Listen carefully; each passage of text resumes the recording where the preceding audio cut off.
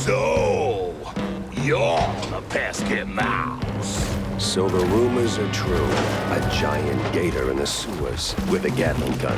You better believe it, bub. Mouse PI for Hire is easily one of the most unique first-person shooters ever made.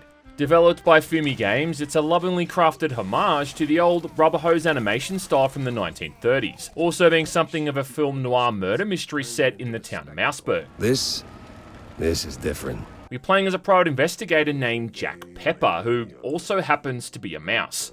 I love it. Also voiced by Troy Baker, who they absolutely got their money's worth off, with the dude doing a top-notch job of somehow making the role of a cheese-chewing mouse detective both serious but also comedic. So, this is my cue to go and dig a little. I mean, this is a game that's going to have you laughing, but then it also tells a genuinely interesting story about corruption, intrigue, and conspiracy. They killed her, Jack.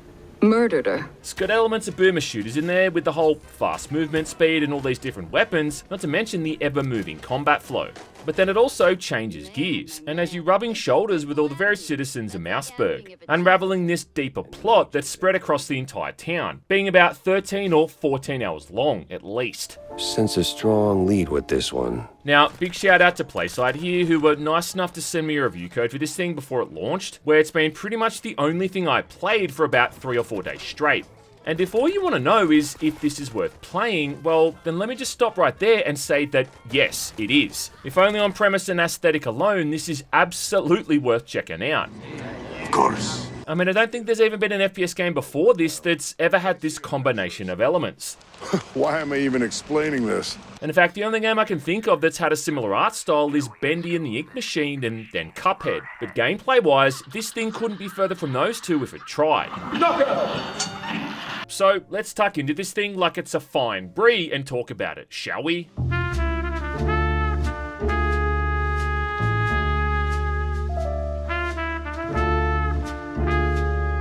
Right, so the whole thing kicks off with a prologue sequence told in media res, where Jack's on a blimp chasing after someone for some reason, which is left purposefully vague as a bit of an attempt to reel you in, which it does, even if it isn't super exciting to play.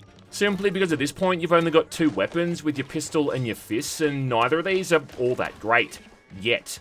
But hey, look, I get it. It's a classic film noir storytelling trope. Start the story off with some kind of an event that shows the protagonist in a really bad spot, before then jumping back and explaining how we got to that point. What a crappy... And the good news is that from here on in, it's all gravy. Where it jumps back a few days to when Jack's meeting up with a journalist buddy named Wanda Fuller. Yeah, Fuller what? You full of shit. Something like that. With this first assignment where he's at the local theatre, looking into the disappearance of a magician named Steve Bandel, who also happens to be his old war buddy. Investigating the area for clues along with some basic combat sections to try to get you into the swing of things. Jack eventually finds Bandel's assistant, who's appropriately still sawed in half, and also a bit of a dead end. I sure am. And I still have to find a new job. So he returns to his office to start putting together what little scraps of information he's got.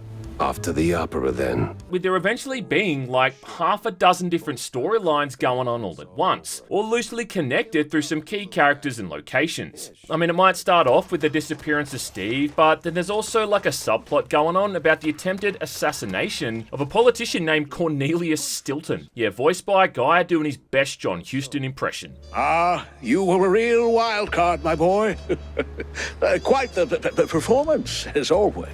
And another character who also served with Jack during the war, along with Wanda returning from the prologue and setting up shop in the bar across from Jack's office, as well as a mechanic named Tammy, who eventually helps the guy out with upgrading all his gear. More bang for your buck. Ooh, I like her. There's another case around the murder of a film starlet named Betty Lynch, with this whole femme fatale character named Vivian McCarthy being the one who hires Jack, sending him off looking for clues at the nearby movie studio. This also makes for some of the more creative environments in the game where they've got all of these varied backdrops for the player to move through, all with the explanation being that it's a movie set. Then there's also like the disappearance of the lower class citizens of the city, the Shrews, who are seemingly being kidnapped and transported around by a bunch of corrupt cops, with there being another subplot about this weird band of cultists that are hiding out in the forest, all of which do finally come together at the end when Jack puts all the pieces together. What you notice early on too is how they really tried to make Mouseburg feel like an actual place, where the city is more than just window dressing. There's plenty of times here when you're in areas that are just chock full of civilians. One of the early areas as you're moving through an underground subway station that's just packed with commuters. Hey! Never heard of patience? Ever heard of move? One mission as you sneaking onto a steamboat which has literally dozens of patrons all hanging about, and then even a jazz band playing on the top floor. You can often chat to random people around the city as well, who usually have little to actually say, but every now and then someone's going to point you in the right direction and give you some kind of crucial clue. Must be a part of that shady business they're running. So from the rich and the elite through to the poor and the downtrodden, there's a real effort here to make this place feel like it has an actual social hierarchy. You move through the city streets and back alleys, police stations, a carnival, an asylum, before some even more creative and surreal environments later in the campaign, which I absolutely am not going to spoil. And then some of these recurring side characters will often give you smaller one-off objectives you can complete alongside the main objectives too. Okay, Billy, I'll get you some balloons. To the point that you'll often have so much going on at once that you can choose to play the levels in any order you want, with this really cutesy little map screen letting you drive from area to area. It's probably worth mentioning too how like every single aspect of the presentation is just oozing with charm and character. From the weapons and the characters through to the background, where every room almost feels like the set of a stage. Everything's soft and bendy and looks like it could come to life at any moment and start bopping around to the music. Yeah, and speaking of, it's got a very suitable soundtrack with a combination of like big band, swing and old ragtime music.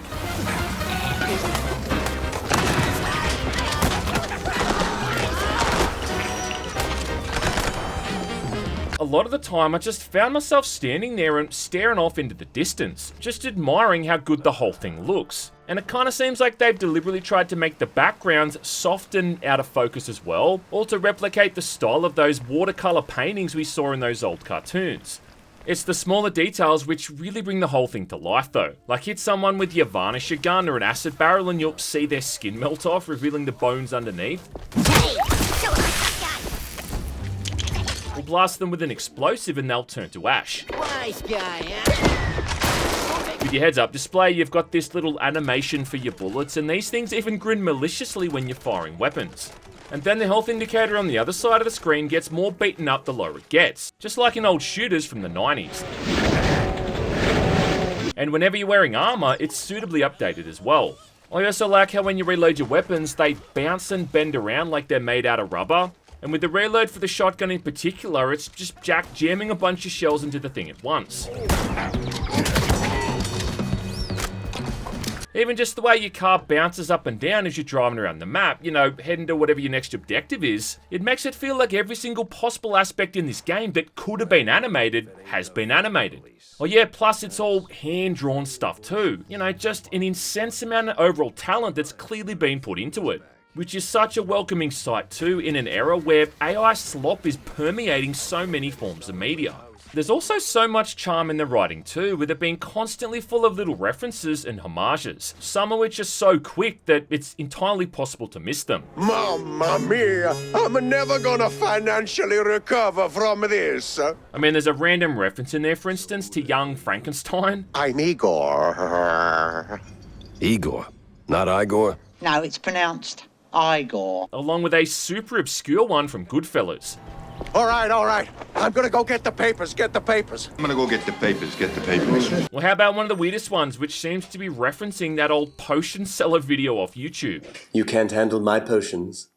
They're too strong for you. You can't handle my tickets. They're too strong for you. One of the boss fights is against a giant gator in the sewers that feels like a direct nod to the Vulcan Raven fight in Metal Gear Solid, where this guy's got a huge minigun and is impossible to take head on. So you need to move around the environment and attack him from the side, even using giant containers as cover. Yeah, sounds familiar.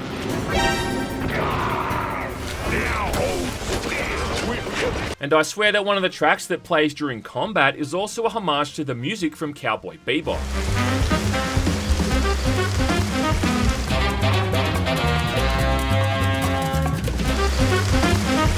And I'm sure that there's like a whole bunch of other film references in there, probably going over my head too. These references are gonna get old real fast. Just kind of makes it clear that the people who worked on this thing had a whole lot of fun putting it all together. And while it might not be this humongous open world game or anything like that, there is something to be said here about these more tighter and focused campaigns. Well, that's something. Primarily though, Mouse PI is obviously a shooter and a damn good one at that too, with Jack murdering a pretty sizable chunk of Mouseburg's criminal demographic before the story ends.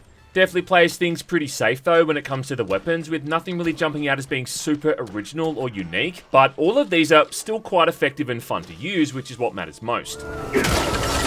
For starters, you got Jack's trusty pistol, which is pretty run-of-the-mill as far as pistols go, but does have decent accuracy and damage, and serves as a handy fallback weapon if you somehow run out of ammo for everything else. It is soon outclassed though as soon as you get the shotgun, an all-time hood classic, not to mention an absolute must for any shooter. Where did they come from? After that, you'll find the Varnisher, which is easily one of the best weapons in the game. Now this thing fires out, well, I guess varnish, though it may as well be sulfuric acid, because a few hits from it on a single enemy is more or less going to melt them completely. And it even has a damage over time effect as well, making it really useful against bosses. Followed not too long after that, you get a Tommy gun. A Tommy gun! Easily again, one of the best weapons in the game, simply because you always seem to have a shitload of ammo for it. And with that drum mag, you barely ever have to reload. In fact, I'd argue you could get through the entire game just by using this thing alone if you really wanted to. Though I think doing that would be about as fun as wiping your ass with a wet sock. Jack's also able to throw out sticks of dynamite, which thankfully explode on impact with enemies, which are really powerful, but likely to also deal out some serious splash damage if you're not careful. And yes, cultists and sticks of dynamite. Where have I seen that before? Instead of like a traditional rocket launcher, Mouse PI instead has a cannonball launcher, which is debuted pretty impressively during this whole pseudo boss fight, where you end up using this thing to level an entire building. Yeah, Serious Sam would be proud. Sometimes you knock, sometimes you knock it down. After that though, it becomes more of a one-off crowd control option for dealing with a smaller cluster of weaker enemies. And I'm not about to talk smack about any weapon that lets me shoot out a fucking cannonball.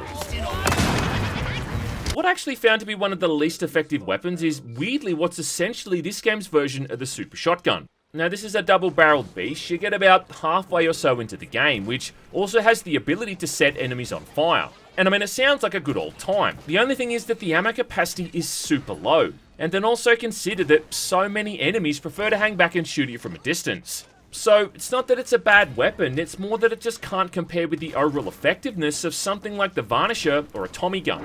A Tommy gun!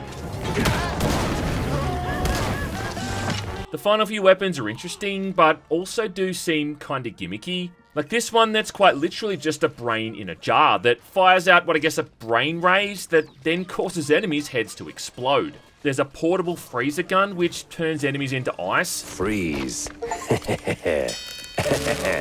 Freeze. The Iceman cometh. Which is almost identical to the chemical thrower in Bioshock, even having the same appearance. As well as also feeling reminiscent to the freeze thrower in Duke Nukem 3D, where a short blast from this thing followed by a swift kick is going to shatter any enemy instantly. But after playing around with it for a bit, I just ended up going back to the old bread and butter. There is another weapon in there too, which I don't want to spoil, only because it's linked to one of the game's most memorable stages, along with a hidden weapon you can get if you find 25 tokens hidden away in all the levels. So yeah, if you want to try and unlock that thing, well, be my guest. Oh, gods, no. And I ain't looking for no handout, neither. Early on in the game, you get access to Tammy's underground workshop, and no, that wasn't meant to be a euphemism. And then after that, you'll start finding weapon schematics throughout each of the main levels. Get enough of these things, and you can start upgrading all the various weapons, increasing their damage, the clip size, and ammo capacity, where even just a single upgrade can massively affect how good they are. But it's more unlocking that weapon's ultimate fire that makes them so useful. I mean, the pistol, for instance, gets a burst fire mode, making it much more effective, whereas the Tommy gun has an ability to quickly spray back and forth, damaging everyone in front of you. which may or may not be a reference to that same alternate fire mode in Blood.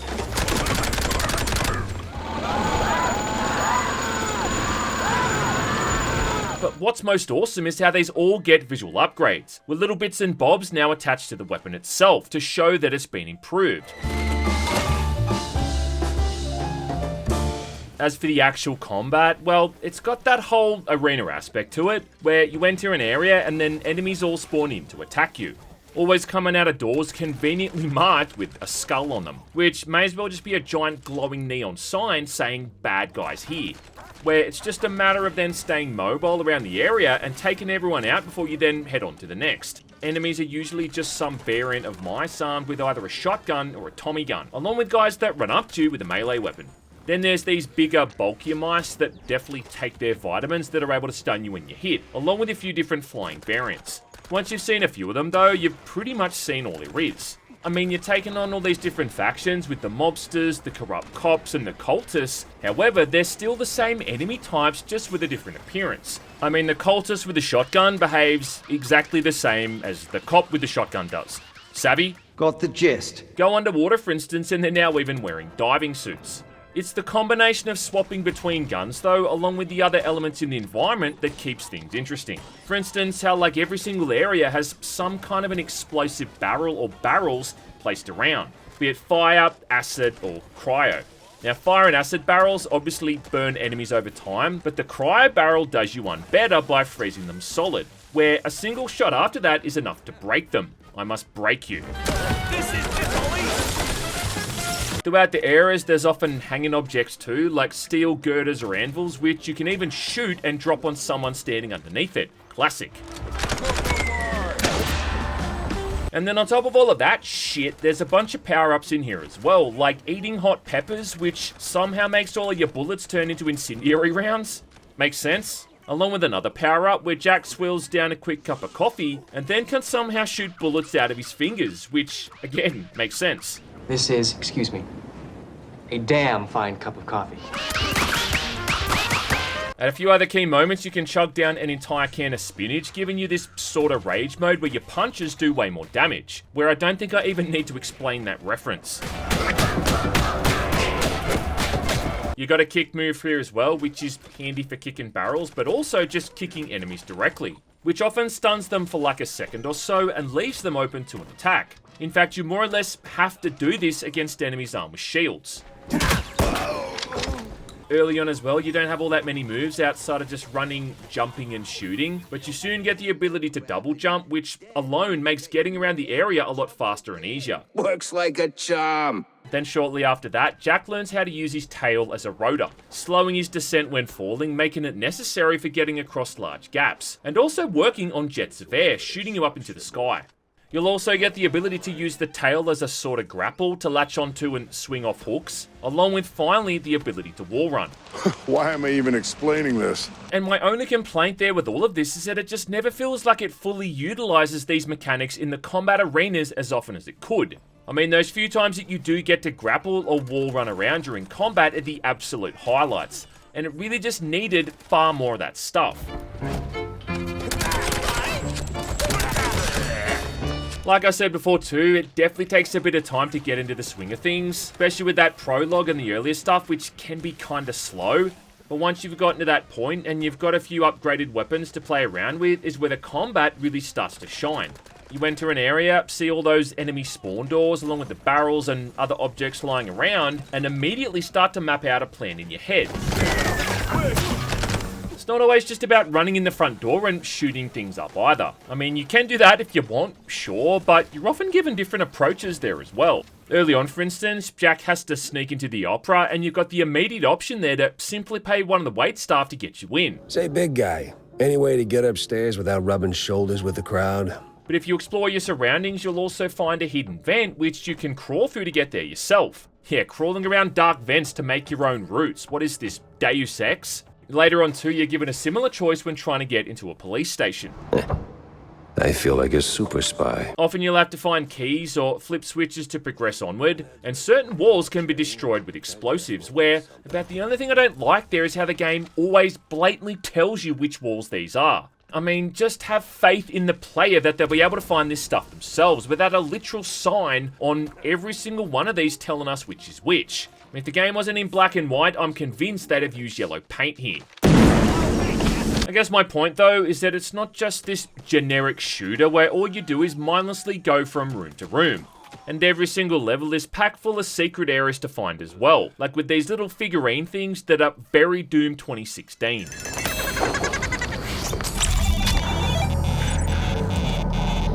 Sometimes you outright just replace the brawn with brains and instead have to spend time walking around and asking people questions or sniffing out more clues. Side characters often have smaller missions of their own too, where you can venture off from the main path and find some kind of optional objective. Alright, let's bring Stilton his delicacies. Even just the little minigame you go through when you're lockpicking a safe or a door is a nice change of pace. Having to move your tail to all these unique locks and knock back all the pins. To make it more challenging, sometimes there might be a time limit, a move limit, or even both at once. And it's a brief but necessary respite from all the constant carnage when you're just mowing down mobs of mice. It's just a solid combination and a mix between the two gameplay styles, so you don't get too burned out from all the constant shooting. Also staying up to date with how the overall cases are going. You know, not forgetting that you're playing as a private detective. Tangled as hell. Overall, cracking this case wide open took me about 13 or so hours all up, and while I did enjoy most of my time spent here, I still do have a few issues. Firstly, I think it's kinda weird how they didn't include a proper, dedicated long-range weapon here, like a sniper rifle or something similar, especially considering this game has literal sniper enemies.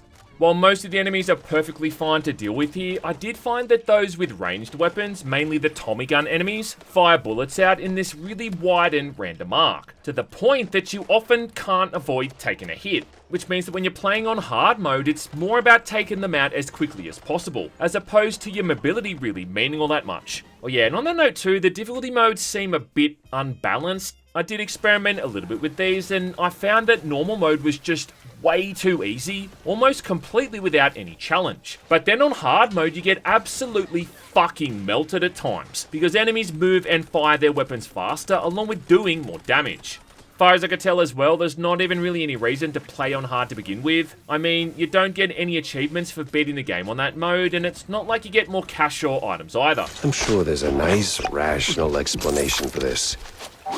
Somewhere. Despite collecting coins constantly in the game as well, there's never really anything you actually need to spend them on. The main thing you use them for is to buy ammo from all the different shops, which is something you never need to do. Plus, they can also be used to buy collectibles you might have missed, like comics and all these newspaper articles, but really that's about it. Just kinda seems like this resource I had in droves and kept collecting just for the sake of it. I also do think that some of the boss fights are kinda lame. I mean, visually and mechanically they're fine and they have patterns that you can easily learn, but they always seem to have just a little bit too many health points and do feel spongy as a result. I mean, that final boss in particular just goes on for about 2 or 3 times longer than it felt that it should. Finally, not being able to go back in and replay missions after you finish the game is a pretty big fuck up. Once you beat the story, it shows you the ending cinematic and then just throws you back to the main menu. And I would have totally spent another 5 or 6 hours here, going back through all the missions and finding all the secrets and collectible items that I missed. I mean, that's the kind of thing that keeps people coming back to a game and sticking around after the credits have rolled. So I guess my advice there is, if you're going to play this, which I do recommend, make multiple hard saves before you get to the end of the game. You know, in case you want to go back in and mess around with all that other stuff. I just hope they can somehow add this in later down the track. Maybe. If you're ready to cough up 30 clams. Overall though, I don't think any of that really ruins the overall experience. Of course. And Mouse PI proves that single-player focused shooters can still be super fun and entertaining. I mean, this thing was ultimately just such a blast to play through from beginning to end, and that whole 1930s cartoon vibe was just the black and white cherry on top. I was fortunate enough to be able to play a really early build of the game a couple of years back and even offer up some feedback, and it's just so crazy seeing how far it's progressed since then. I can't think of a single reason to not recommend this thing to not only fans of shooters, but also just people who are fans of games in general. And it'll be a long time before you play any other game with this kind of aesthetic or tone, if you even do. So yeah, go grab it, bitch.